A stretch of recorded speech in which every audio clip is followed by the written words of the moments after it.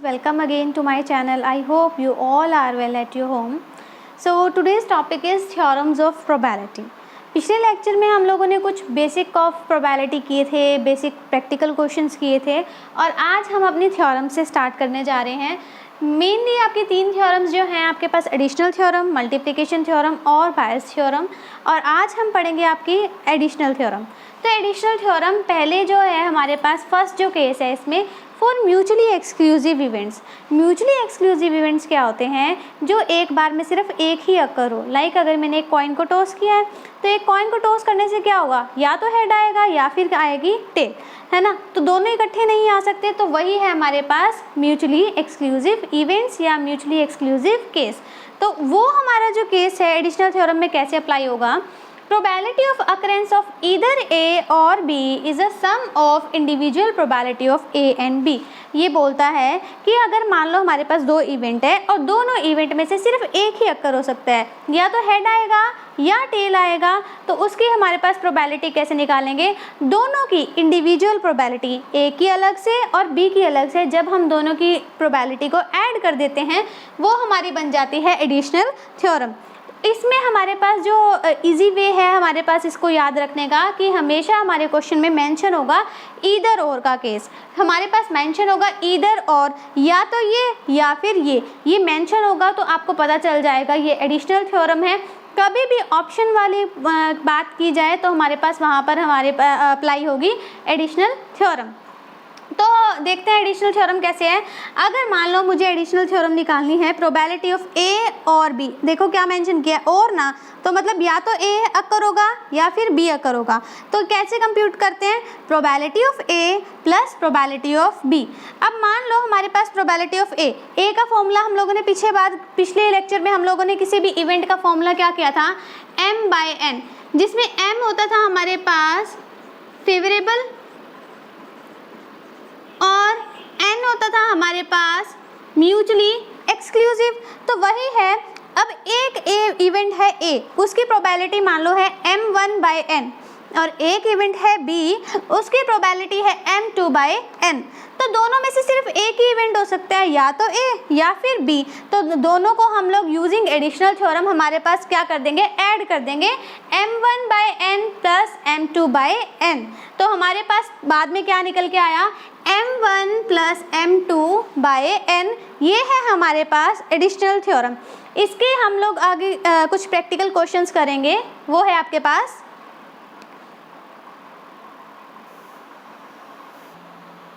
अब आपके पास ये कुछ प्रैक्टिकल्स हैं, जैसे आपके पास फर्स्ट प्रैक्टिकल है, a die is tossed, what is the probability of getting 3 और 5।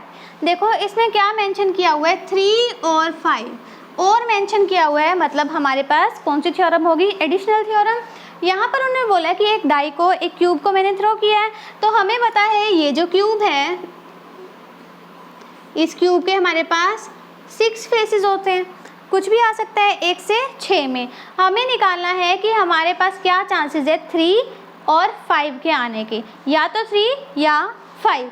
तो हम सबसे पहले निकालेंगे total possible outcomes. Total possible outcomes आने के क्या चांसेस है? एक डाई थ्रो की, या तो 1 आएगा, 2, 3, 4, 5, 6, इसमें से कुछ भी आ सकता है। तो हमारे पास n क्या हुआ? n हुआ हमारे पास 6। अब मुझे निकालनी है प्रोबेबिलिटी 3 के आने के चांसेस, ठीक है। तो मैंने इस 3 की प्रोबेबिलिटी को मैंने नाम दिया a, मतलब मुझे निकालना है कि 3 के आने के चांसेस क्या हैं। अब 3 के आने के चांसेस m/n से डिनोट करूंगी, तो हमारे पास m, हमारे 3 के आने के चांसेस क्या? 1 2 3 4 5 6 में 1 टाइम आ सकता है 3, तो m की जगह आया 1, और n है हमारे पास टोटल पॉसिबल आउटकम्स या फिर हमारे पास इक्वली लाइकली केसेस, तो वो है हमारे पास 6। तो 1/6 आई हमारे पास 3 के आने के चांसेस। अब ऐसे ही मैंने इवेंट लिया B। अब B इवेंट क्या है हमारे पास? 5 के आने के चांसेस। अब 5 के आने के चांसेस क्या हैं? देखो ऐसे ही m/n favourable outcome divided by equally likely. Favourable outcome में देखो 5 के आने के चांसेस क्या हैं? 1, तो 1 आया m की जगह पर और n की जगह पर आया 6।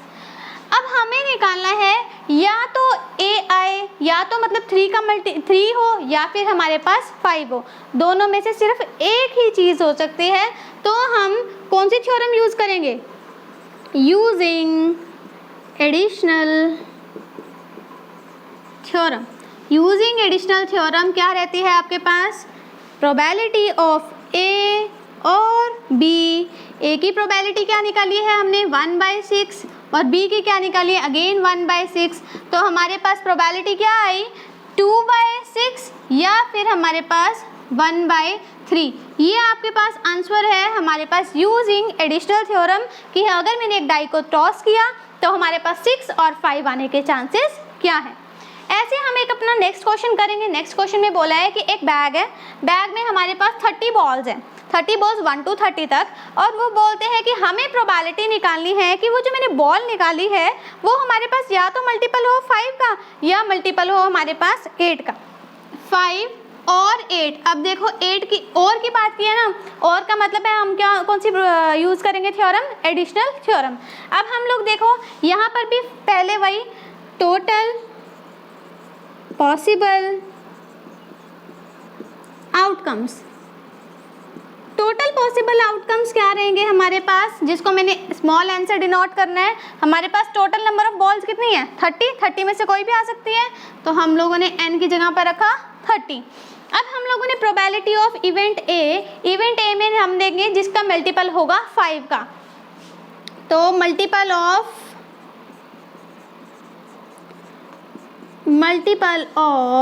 5 के मल्टीपल कौन से हो सकते हैं 1 to 30 तक?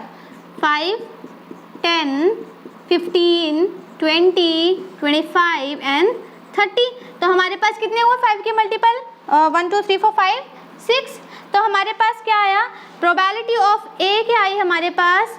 6/30। Got it. अब ऐसे ही हम लोग सेकंड केस निकालेंगे। सेकंड केस निकाला हम लोगों ने जिसमें हमें पूछा है कि मल्टीपल ऑफ 8 हो। अब मल्टीपल ऑफ 8 में क्या रहेगा? उंगली थोड़ी सी हटाना। मल्टीपल ऑफ 8 कौन कौन से 1 to 30 तक मल्टीपल ऑफ 8, 16, 24 और इसके बाद 32 है। 32 तो हमारे पास बॉल्स में आएगा नहीं, तो हमारे पास 8 के मल्टीपल कितने हुए? 3। तो हमारे पास यहाँ पर m क्या हुआ? 3। तो ऐसे ही प्रोबेबिलिटी ऑफ केस B की क्या बनेगी? m/n is equal to m है हमारे पास फेवरेबल 3 और n है हमारे पास 30। अब हमारे पास केस सिर्फ एक ही हो सकता है, या तो मल्टीपल होगा हमारे पास 5 का या मल्टीपल होगा हमारे पास 8 का। तो हम कौन सी थ्योरम यूज करेंगे? Additional theorem. यहाँ पर using additional theorem probability of A और B। A की प्रोबेबिलिटी क्या थी हमारे पास? 6/30 और B की प्रोबेबिलिटी थी हमारे पास 3/30। तो हमारे पास आंसर क्या आया? 9/30। तो ये जो हमारा केस है हमारे पास, ये केस है हमारे पास म्यूचुअली एक्सक्लूसिव केस।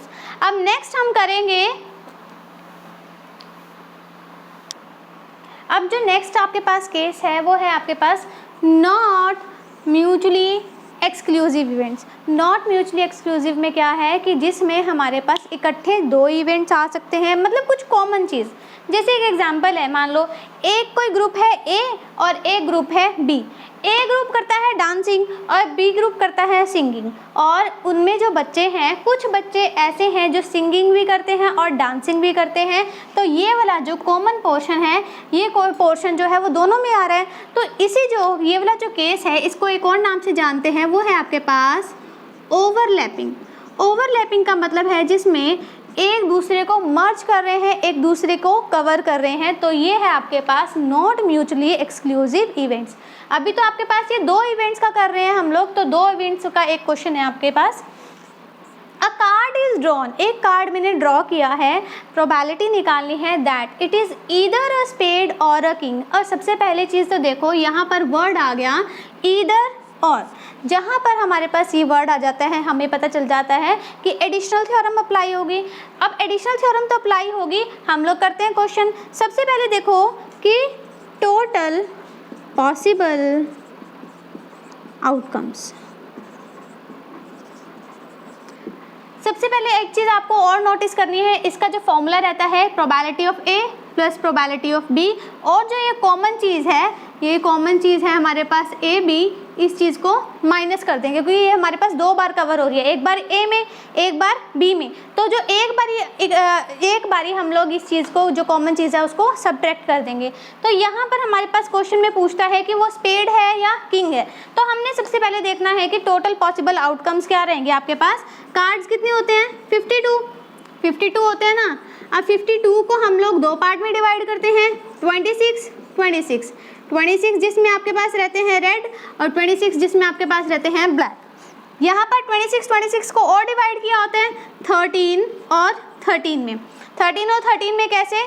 13 हमारे पास जो रेड के रहेंगे वो है आपके पास, एक तो रहेगा ईट का, एक आपके पास रहेगा हर्ट का, या फिर एक आपके पास रहेगा डायमंड का और एक आपके पास रहेगा हर्ट का।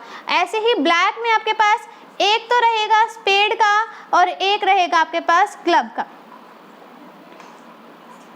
और हर किसी में फेस कार्ड्स भी होते हैं और एस भी होता है। तो अब हम लोग करेंगे यहाँ पर कि हमारे पास सबसे पहले हम स्पेड का निकालेंगे। तो प्रोबेबिलिटी ऑफ स्पेड, या फिर इसको आप ए का नाम भी दे सकते हो। तो प्रोबेबिलिटी ऑफ ए के आने के या फिर प्रोबेबिलिटी ऑफ स्पेड के आने के चांसेस क्या हैं? स्पेड कितने होते हैं हमारे पास? स्पेड होते हैं हमारे पास 13, और एन क्या? एन है हमारे पास इक्वली लाइकली, या टोटल आउटकम्स कितने हैं हमारे पास? 52। तो ये तो हम लोगों ने देख लिया स्पेड का केस। अब नेक्स्ट वो पूछते हैं किंग का केस। तो यहाँ पर हम लोग प्रोबेबिलिटी ऑफ किंग भी कंप्यूट कर देंगे। अब देखो किंग कितने होते हैं हमारे 52 कार्ड्स में? 4 किंग होते हैं, एक क्लब का, एक स्पेड का, एक हर्ट का और एक डायमंड का। तो 4 किंग हुए और टोटल आउटकम्स 52। अब यहाँ पे एक चीज़ सोचने की है कि यहाँ पे मैंने एक बार तो स्पेड लिया और एक बार लिया किंग, पर हमारे स्पेड में भी तो एक किंग होता है ना, एक स्पेड का किंग भी होता है। तो एक बार किंग 4 में भी आ गया और एक बार किंग 13 में भी आ गया, तो 2 बार हो गया। तो एक बार हमारे जो कॉमन चीज़ आ रही है उसको हम सब्ट्रैक्ट कर देंगे। तो हमारे पास 1 किंग ऑफ स्पेड, एक जो किंग है हमारा स्पेड का किंग, वो हम क्या कर देंगे? माइनस। तो हमारे पास फॉर्मूला क्या है नॉट म्यूचुअली एक्सक्लूसिव केस का? Probability of A or B or both is equals to probability of A plus probability of B minus probability of A B. तो यहाँ पर प्रोबेबिलिटी ऑफ ए क्या कंप्यूट किया हमने? 13/52। बी की प्रोबेबिलिटी क्या compute की है? 4/52 माइनस एक जो किंग स्पेड का है वो 2 बार आ रहा है तो उसको हम माइनस कर देंगे 1/52। तो हम लोग क्या करेंगे, इसको टोटल करेंगे, एलसीएम लिया तो 52 ही आया और हमारे पास यहाँ पर आंसर आया 16/52। तो ये है आपके पास केस हमारे पास जब हमारे इवेंट्स हो नॉट म्यूचुअली एक्सक्लूसिव। ये हमारे पास अभी मैंने किया था 2 का केस, अभी हम नेक्स्ट करेंगे 3 का केस। अब जो है आपके पास mutually not mutually exclusive events का ही आपके पास 3 केस है, ए बी और सी। पीछे तो हम लोगों ने किया था 2 केस, अब इसमें हमारे पास 3 केस हैं। अब मान लो ए ग्रुप है, कोई बी ग्रुप है और कोई सी ग्रुप है। अब हमारे पास ऐसा ग्रुप है डांसिंग, सिंगिंग और स्पोर्ट्स का कोई, ठीक है। तो अब ऐसा कुछ है कि यहाँ पर ये डांसिंग है और ये सिंगिंग है। तो डांसिंग और सिंगिंग के बच्चे अलग अलग तो ये हैं, पर इसमें से कुछ कॉमन बच्चे ऐसे हैं जो डांसिंग भी करते हैं और सिंगिंग भी करते हैं, मतलब ए बी। अब ये है हमारे पास स्पोर्ट्स का, ऐसे बच्चे हैं हमारे पास ये डांसिंग के, ये स्पोर्ट्स के। अब इसमें कुछ ऐसे बच्चे हैं जो डांसिंग भी करेंगे और स्पोर्ट्स भी खेलेंगे, तो मतलब हमारे पास ऐसे कुछ कॉमन आ गया। ऐसे ही ये हमारे पास सिंगिंग के थे और ये हमारे पास स्पोर्ट्स के थे, तो कुछ बच्चे ऐसे हैं जो दोनों खेलेंगे, तो हमारे पास ये वाला पोर्शन जो आ गया हमारे पास BC कॉमन आ गया। और ऐसे बच्चे भी हैं जो तीनों चीज़ें करेंगे, डांसिंग, सिंगिंग और स्पोर्ट्स भी खेलेंगे, मतलब कि A, B और C।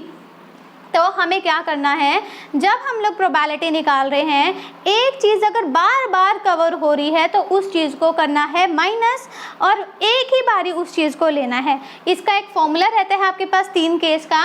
सबसे पहले तो हम लोग इंडिविजुअल प्रोबेबिलिटी निकालेंगे। प्रोबेबिलिटी ऑफ ए, इसका आपका पता ही है m/n, है ना। b का भी ऐसे m/n और c का भी ऐसे ही m/n। उसके बाद ये जो कॉमन चीज़ है ए बी, ये जो ए बी था हमारे पास, इस ए बी को एक बारी कर देंगे माइनस। ऐसे ही हमारे पास जो बी सी है उसको भी कर देंगे माइनस। ऐसे ही हमारे पास जो सी ए है उसको भी हम लोग कर देंगे माइनस। ठीक है, अब 3 बारी हमारी जो ये चीज़ें हैं वो कॉमन माइनस हो गई हैं। अब हम क्या करेंगे, जो एक, अब देखो ये बार बार आ रहे हैं, ए हमारे पास यहाँ भी आ गया, यहाँ भी आ गया, सी हमारे पास यहाँ भी आ गया, यहाँ भी आ गया, और बी हमारे पास यहाँ भी आ गया और यहाँ भी आ गया, मतलब 2 बार सब्ट्रैक्ट हो गए हैं।